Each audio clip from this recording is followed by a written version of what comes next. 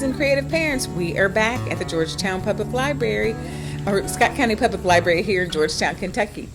So today, in honor of Tree Week, which is October 11th through the 16th, we are going to join in and do a tree craft. And this is it. It is the stained glass tree we're going to produce. So here is what you need.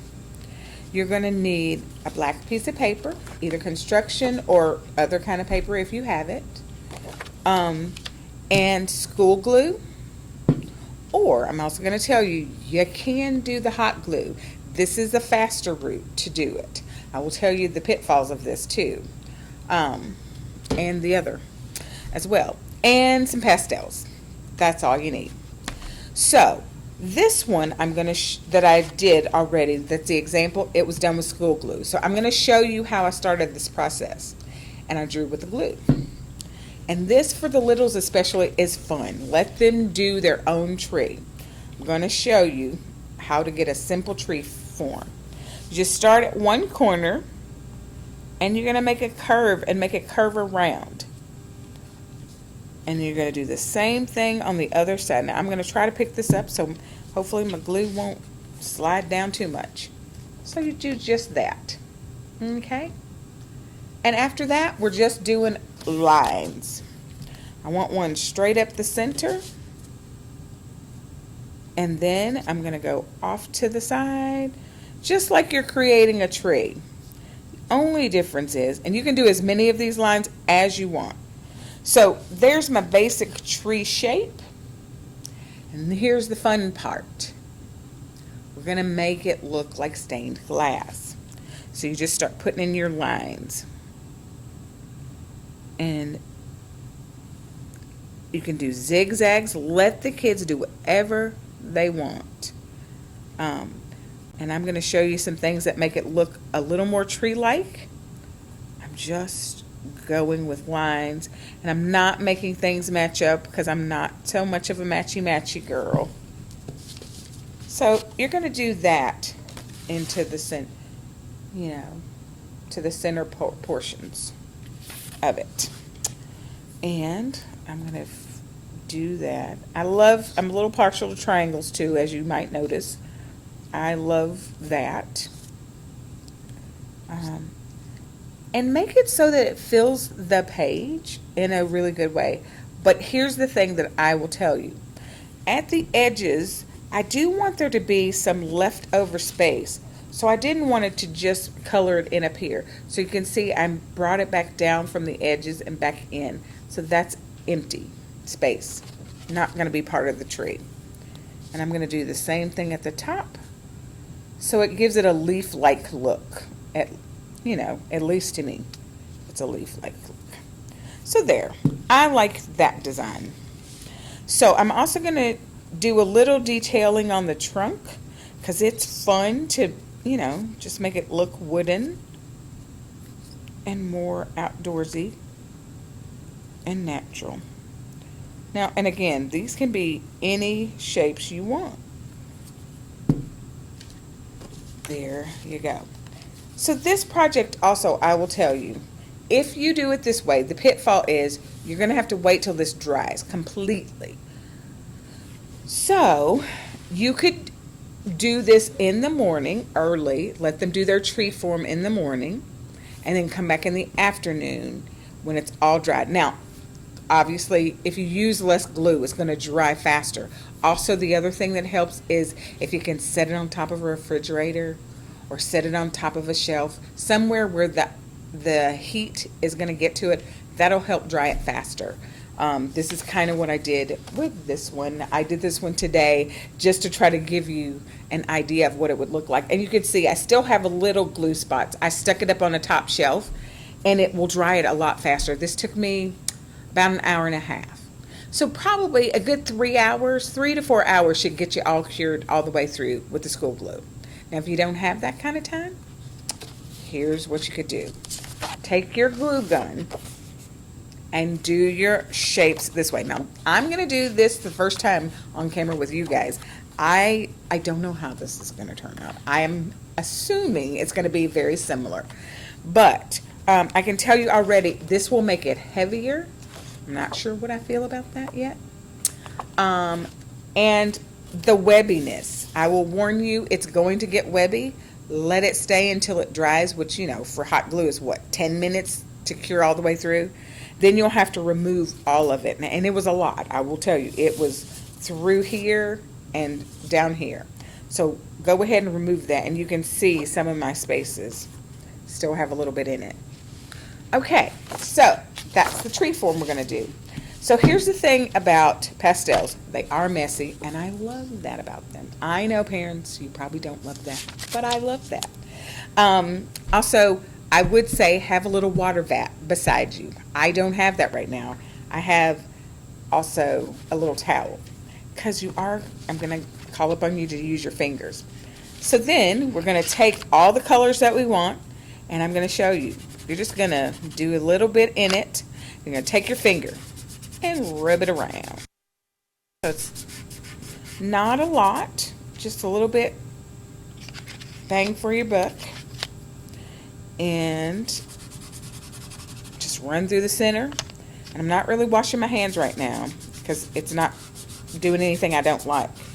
But as soon as it starts to do something you don't like, you know, wipe your hands off. I'm just going to keep showing you. And this is not terribly different than the glue. I like the glue look better. I don't know why. I just do. And I'll show you. It looks really good. And so it starts to look very stained glass, and you can see I'm rubbing off my fingers. And I would just say don't be afraid of all the colors, because they're on black paper, they're going to show up. And that's the nifty thing about this that makes it look so much like stained glass, is that the black causes it to show up.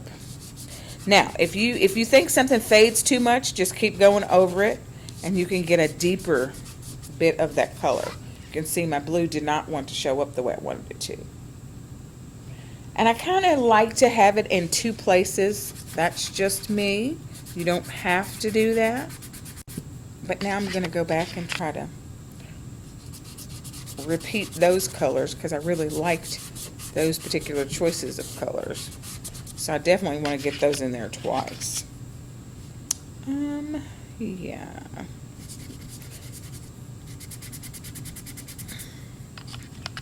And try to keep some balance going. All right. And what else? A deep blue. So you think that the deeper colors won't show up. They actually show up a lot brighter. And it's really nice in a project like this. So don't be afraid of all the colors going in. Here. So if you don't have pastels per se, if you have chalk, this will work. You can use your chalk, colored chalk. And even white is not a bad color in this, because probably you're going to have a color on your finger, and so it's really not going to turn out white. It's going to turn out like just a more pastel-y of whatever's on there. Yeah. And if it does, I mean, that's still good too. Let's see. I'm going to get that all in. Choose a last color. I didn't put any greens. We should do that. Have some greens in a tree, yeah? Not totally leave out the greens. I'll put in 3 last greens. All right. So there's my stained glass. And that's my leaf part.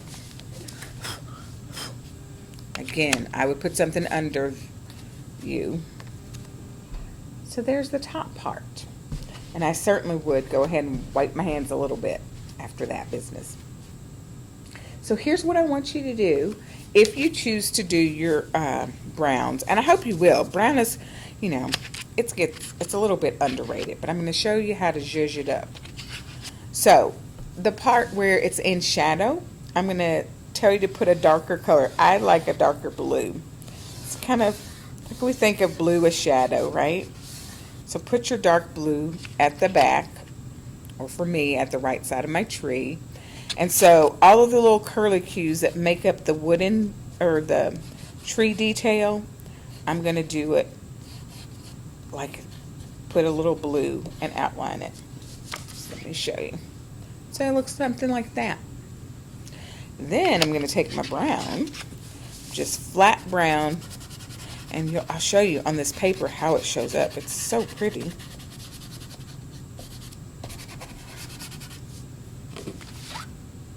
See, you actually get to see it. So this is up to you. You don't have to rub it in. I want to rub it in because I want the browns at the very end to get rubbed together.